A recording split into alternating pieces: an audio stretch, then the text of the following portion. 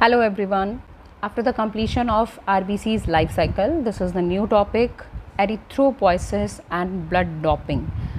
Erythropoiesis is the production of RBC. Body के अंदर RBC का production जो है that occurs in the red bone marrow with the precursor cell जिसका नाम था pre-erythroblast. RBC का जो प्रोडक्शन है उसके लिए I told you in the last lectures कि रेटिकुलोसाइट्स है that comes into the blood circulation में आ जाती हैं. एरिथ्रोपॉइड्स जो हैं, एरिथ्रोपॉइसिस जो है रेड बोन मैरो का प्रोडक्शन जो है एंड आरबीसी का डिस्ट्रक्शन जो है जनरली कहा जाता है कि सेम पेस पर होते हैं. अगर ऑक्सीजन कैरिंग कैपेसिटी जो है वो ब्लड की फॉल हो जाए तो ये क्लियर इंडिकेशन है कि बॉडी के अंदर एरिथ्रोपोइसिस की ज़रूरत है, क्योंकि oxygen carrying capacity is depend on the haemoglobin. अगर आरबीसी कम होगी तो हीमोग्लोबिन भी कम हो रहा है. एरिथ्रोपोइसिस अगर नहीं हो रहा है तो बॉडी के अंदर एक नेगेटिव फीडबैक सिस्टम डेवलप हो जाएगा. The control condition is the amount of oxygen delivery to the body tissue. This is the control condition. अब अगर किसी भी तरह की ऑक्सीजन डिफिशियंसी हो जाती है that lead to a condition we call it hypoxia. So what is hypoxia? Hypoxia मतलब कि बॉडी के अंदर सेल्यूलर ऑक्सीजन की डेफिशिएंसी हो जाती है. बेसिकली हम कहें this is the condition of oxygen deficiency. This is the condition of oxygen deficiency. अगर बॉडी के अंदर कम ऑक्सीजन आ रही हो there are certain conditions which are leading to hypoxia. Like अगर हायर एल्टीट्यूड की बात करें तो वहाँ पर क्योंकि एयर की डेंसिटी रिड्यूस हो जाती है सो अमाउंट ऑफ ऑक्सीजन जो है वो भी ब्लड में रिड्यूस हो जाएगी. ऑक्सीजन डिलीवरी ऑल्सो फॉल हो जाएगी ड्यू टू एनीमिया, जिसकी वजह से बॉडी के अंदर प्रॉब्लम्स हो सकती हैं. बाकी lack of iron, lack of कुछ amino acid, certain amino acid, lack of vitamin B12. This is very important vitamin which is need for the production of RBC. और कुछ ऐसे डिसऑर्डर्स हैं जिनके अंदर बॉडी हाइपॉक्सिया की कंडीशन से सफ़र कर सकती है. कंडीशन जो भी हो, अगर किसी भी तरह से बॉडी में हाइपॉक्सिया की कंडीशन होगी that stimulate the kidney to release the hormone called erythropoietin. In short we call it EPO. Erythropoietin it's a hormone which help in the which speed or help in the development of erythroblast or reticulocytes in the red bone marrow. Basically ये erythropoietin जो है वो RBC का production करवाता है और कुछ नहीं. आप याद रखें, इसी बात को ज़रूर याद रखें. अब अगर आपको एक एग्जांपल दे रही हूँ कि जो प्री मैच्योर न्यूबॉर्न्स होते हैं उनमें अक्सर एनीमिया की शिकायत हो जाती है. ऐसा क्यों? क्योंकि जनरली हमारी बॉडी में जो किडनी है वो एरिथ्रोपोइटिन का प्रोडक्शन करती है, लेकिन बर्थ के बाद जो फर्स्ट वीक है उसके अंदर किडनी नहीं लीवर ये काम करता है. लीवर जो है वो EPO का फॉर्मेशन करता है. एक्चुअली क्या है, फर्स्ट वीक जो है उसके अंदर जब किडनी फॉर्मेशन नहीं कर रही है तो लीवर सेंसिटिव होना चाहिए, लेकिन लीवर जो है वो थोड़ा सा कम ही ध्यान देता है. किडनी तो बहुत सेंसिटिव है. अगर बॉडी में किसी भी तरह से हाइपॉक्सिया होगा तो किडनी फ़ौरन रिस्पॉन्स देगी, लेकिन लीवर इस बात में थोड़ा सा लेज़ी है, लेस सेंसिटिव है. तो न्यूबॉर्न जो है उसके अंदर EPO को कम रिलीज़ करेगा. अब ये सेंसिटिव कम है तो EPO कम रिलीज़ होगा. EPO कम रिलीज़ होगा तो RBC का प्रोडक्शन जो है वो रिड्यूस हो सकता है. तो इसलिए आपसे अगर क्वेश्चन पूछा जाए कि Y the newborns are having this kind of complaint, then you can answer. तो अब ये देखिए, यहाँ पर आपके सामने एक डायग्राम है. Stimulate disturb homeostasis by decreasing. अब किसी कंडीशन में हाइपॉक्सिया हो गया, कंट्रोल कंडीशन थी तो कोई प्रॉब्लम नहीं थी, लेकिन अगर अनकंट्रोल कंडीशन है, ऑक्सीजन डिलीवरी जो है, अगर किडनी और अदर टिश्यूज़ को, आप इस बात को भी याद रखें कि किडनी जो है हमारे कार्डियक आउटपुट का एक परसेंटेज इनके पास जाता है.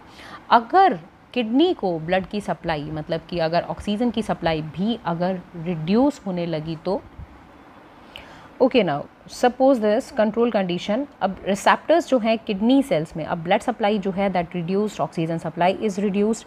अब ये लो ऑक्सीजन लेवल को डिटेक्ट करेंगे और EPO का सिक्रीशन जो है वो इंक्रीज़ करेंगे. EPO का सिक्रीशन इंक्रीज़ होगा तो बॉडी के अंदर RBC प्रोडक्शन भी इंक्रीज़ होगा और रिस्पॉन्स क्या होगा? Increase oxygen delivery to the tissues. And oxygen delivery अगर टिश्यूज़ की तरफ रिड्यूस हो गई that condition lead to hypoxia.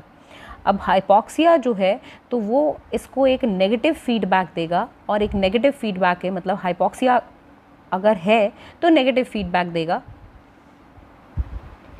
और इस नेगेटिव फीडबैक से किडनी वापस इस फॉर्मेशन को स्टार्ट करेगा। मतलब अगर किसी भी तरह से बॉडी के अंदर ऑक्सीजन डिलीवरी कम हो जाती है, so in this condition our kidney cells will secrete erythropoietin. So this was the first topic, erythropoiesis. Now we consider on the second topic, that is called blood doping. So what is blood doping? This blood doping is also known as artificially induced polycythemia. Now consider event कि endurance events के time athlete जो हैं उनको अपनी performance enhance करने के लिए they need actually कि बॉडी को ज़्यादा से ज़्यादा ऑक्सीजन की सप्लाई मिले जिससे बॉडी का स्टैमिना बढ़ सके, क्योंकि आरबीसी ही हैं जो ऑक्सीजन को ट्रांसपोर्ट करती हैं। तो एथलीट जो हैं वो कुछ ऐसे मेथड ट्राई करते हैं या वो चाहते हैं ऐसे मेथड जिससे उनका आरबीसी काउंट बढ़ सके। This is called blood doping, जैसे कि मैंने कहा आर्टिफिशियली इंड्यूस्ड पॉलीसाइथीमिया। पॉलीसाइथीमिया का मतलब है abnormal high count of the RBC, क्योंकि उनका ये टारगेट रहता है कि बॉडी के अंदर जितनी आरबीसी ज़्यादा होंगी उतना ही बॉडी की ऑक्सीजन डिलीवरिंग कैपेसिटी जो है वो बढ़ जाएगी और बॉडी का स्टैमिना बढ़ जाएगा। अगर वो इसे फेक मेथड से करते हैं, so they can use a drug, the name of the drug is epoetin alpha. Epogen के नाम से भी ये ड्रग आती है। This drug is use to treat anaemia basically by stimulating the production of RBC in red bone marrow. लेकिन अगर ये ड्रग ली जाती है, अगर आर्टिफिशियली विदाउट एनीमिया अगर ये ड्रग ली जाती है सिर्फ इस एम से कि बॉडी के अंदर आरबीसी का प्रोडक्शन इंक्रीज़ करना है, तो ऐसा भी हो सकता है कि बॉडी में जो हेमाटोक्रिट वैल्यू है वो बढ़ जाए, मतलब कि आरबीसी का प्रोडक्शन बढ़ जाए। आरबीसी अगर ज़्यादा बढ़ जाएगी, डेंजरसली इंक्रीज़ हो जाएंगी, तो ब्लड की विस्कोसिटी इंक्रीज़ हो जाएगी। अब मान लीजिए किसी कैपिलरी के अंदर आई एम सेइंग कि ये जो ब्लड है इसकी थिकनेस, इसकी विस्कोसिटी इंक्रीज़ हो गई, तो अगर आप जानते हैं, आप समझ सकते हैं इस बात को कि अगर ब्लड की विस्कोसिटी इंक्रीज़ हो जाएगी तो ब्लड जो है वो थोड़ा सा थिक हो जाएगा और इसका मतलब ब्लड को आगे फ्लो करने में डिफ़िकल्टी आएगी। आप इमेजिन कीजिए एक पाइप में पानी का फ्लो हो रहा है या फिर एक पाइप में गाढ़ा सा थिक कोई फ्लूइड जैसे कि हनी, उसको आप फ्लो करें तो किसको दिक्कत आएगी? ऑब्वियसली जो ज़्यादा थिक होगा, ज़्यादा विस्कस होगा, तो इससे रेजिस्टेंस भी बढ़ जाएगा ब्लड फ्लो का और ब्लड को दिक्कत होगी आगे बढ़ने में और हार्ट पर भी प्रेशर बढ़ेगा। Increase viscosity also contribute to high blood pressure और रिस्क स्ट्रोक के भी बढ़ जाते हैं।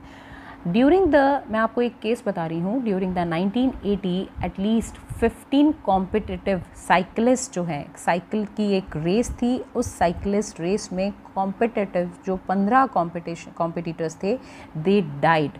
Why they died? Because they actually used that kind of blood, artificial blood doping उन्होंने यूज़ की थी। और वो जो साइकिलिस्ट यहाँ पर मर गए उसका रीज़न यही था कि उनके सस्पेक्ट यही था कि इंटरनेशनल ओलंपियाड कमेटी जो है उन्होंने बैन कर दी थी इपोटेन अल्फा ड्रग को, क्योंकि उन्होंने इस ड्रग का यूज़ किया था जिससे उनका ब्लड थिक हो गया था और हार्ट इस लोड को ले नहीं पाया। They died from the heart attack. अब आपको एक बहुत इंटरेस्टिंग कॉन्सेप्ट बता रही हूँ, that is called natural blood doping. Natural blood doping मतलब ये एक इंटरेस्टिंग फैक्ट हो सकता है। Look at the picture. अब इसमें एक साइकिलिस्ट है, this is the natural blood doping case, कि अगर हाई एल्टीट्यूड जहाँ पर ऑक्सीजन की डेंसिटी, एयर की डेंसिटी कम होती है, अगर मैराथन रनर जो है अगर वो हाई एल्टीट्यूड पर प्रैक्टिस करें तो वहाँ पर एक तो प्रैक्टिस कर रहे हैं तो उनका स्टैमिना वैसे भी बढ़ेगा और साथ ही में जब वो हाई एल्टीट्यूड पर करेंगे इस तरह की प्रैक्टिस, जैसे कि एवरेज एल्टीट्यूड जो है केन्या का वो लगभग 6000 फीट है अबव द सी लेवल। तो केन्या के जो कुछ रीज़न इससे भी ज़्यादा हाई एल्टीट्यूड पर हैं, तो वहाँ पर ट्रेनिंग सेंटर है, वो इम्प्रूव करता है fitness, endurance and performance also. तो हाई एल्टीट्यूड पर अगर प्रैक्टिस करेंगे तो वहाँ पर ज़्यादा टाइम रहने की वजह से, क्योंकि हाई डेंसिटी ऑक्सीजन की तो नीचे तो है लेकिन हाइट पर डेंसिटी जो है वो कम होने की वजह से बॉडी इस चीज़ को अडाप्ट कर लेगी। तो अब वो जब भी यहाँ पर प्रैक्टिस करेंगे, यहाँ पर ट्रेनिंग, एक्चुअली केन्या के ट्रेनिंग सेशंस जो हैं वो वर्ल्ड वाइड बहुत पॉपुलर भी हैं इसी वजह से, क्योंकि वहाँ पर ट्रेनिंग लेने से एक तो हाई एल्टीट्यूड का बेनिफिट मिलता है और बाकी प्रैक्टिस का तो है ही। तो इसी वजह से this is called the natural blood doping कि उनकी बॉडी में नेचुरली आरबीसी का प्रोडक्शन इंक्रीज़ हो जाएगा। और अगर वो इस हाइट से नीचे आकर अगर लैंड पर सपोज़ अगर वो बॉस्टन में किसी से compete करते हैं जो कि सी लेवल पर ही है, तो ऑब्वियसली ये चीज़ उन्हें बेनिफिट देगी। So this is the case of, yes this is very interesting, this is the case of natural blood doping. Thank you for watching.